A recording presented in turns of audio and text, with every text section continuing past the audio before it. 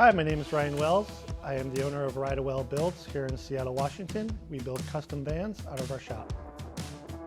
Before I started Rydawell back in 2010, I was working as a project engineer.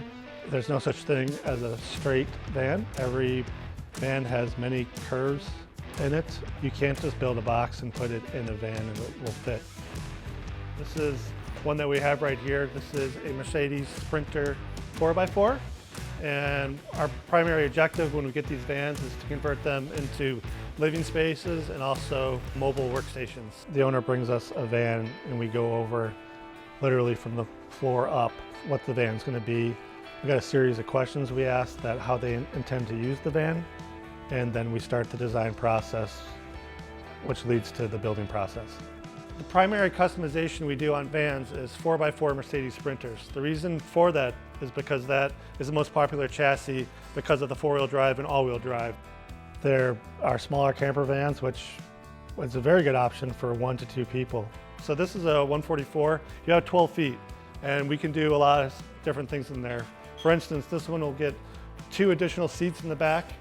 It's going to have a folding Murphy bed, and then 2 workstations for the adults who will be working from the van, and they also have a small child that they'll be bringing with them. We kind of do a variety of builds and a variety of different layouts. This one, a little less bells and whistles than some of our other vans, so we're able to reuse the factory headliner and the factory floor, and that comes pre-finished with us, along with the seats. So that's called a crew van, and we still do the build out. It still has everything you would want in it, but it's a cheaper option if you don't have to install new flooring, new ceiling, stuff like that. This one just has 2 fans in it, and it has a full electrical system, kitchen, and this is going to have a Murphy bed system in it as well. We chose to set our focus on the customization of vans because there's more of a demand there right now for us as opposed to woodworking. The cool thing that we do is the uniqueness of each van because they are all different and custom made for the owner. So it's challenging building a different van every single time, but that's our job, and that's why people are coming to us for the uniqueness and for the customization of the vans.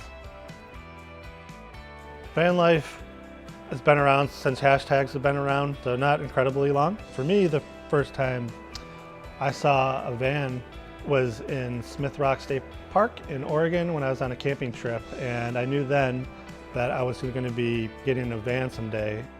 Before I did get my first van, I did truck camping, started out tent camping, and then I graduated to camping in the back of a pickup truck, and then I got my first van, and it's just an evolving process. I learned the process of van building mostly through trial and error. The woodworking part, the building of the walls, floors, ceilings, cabinetry, beds. Every van builder builds an electrical system different than you did 10 years ago. 10 years ago, lithium batteries weren't the main battery in a van, it was AGM batteries. So as technology changes, and it will continue to, so does the systems in van.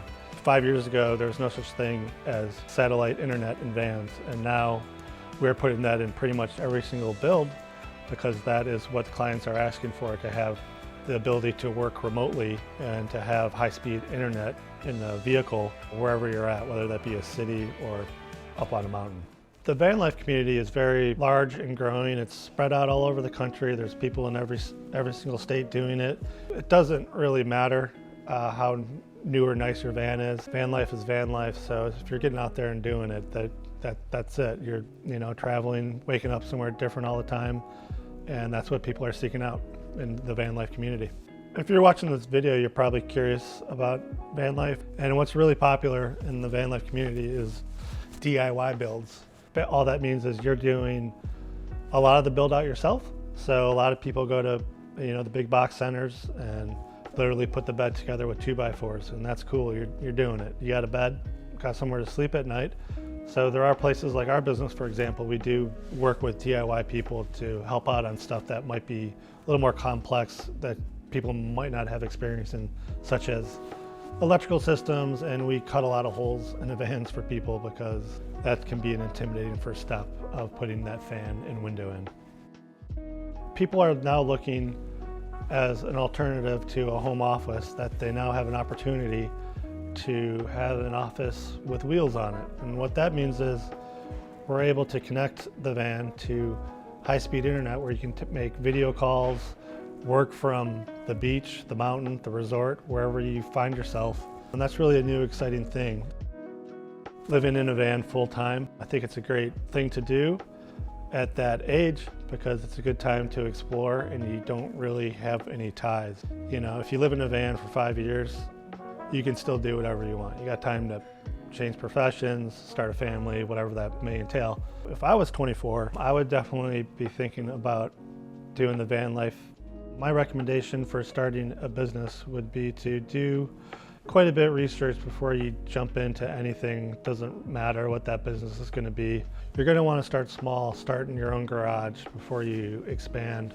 You want to do much market research and figure out what you can charge, who your competitors would be. It can be a challenging business to run a woodworking business because you do have more competition on that end because a lot of people are running a woodworking business out of their garage, willing to do it for cheaper because they're starting up and working on weekends.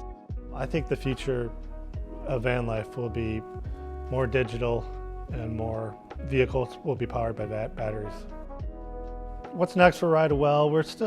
We're very heavy still into van builds. I'm working on a new van build, so really what we try to do is keep evolving as a business and as a van builder because there's always going to be a new idea, a new build. I would encourage people to think about getting out there and exploring.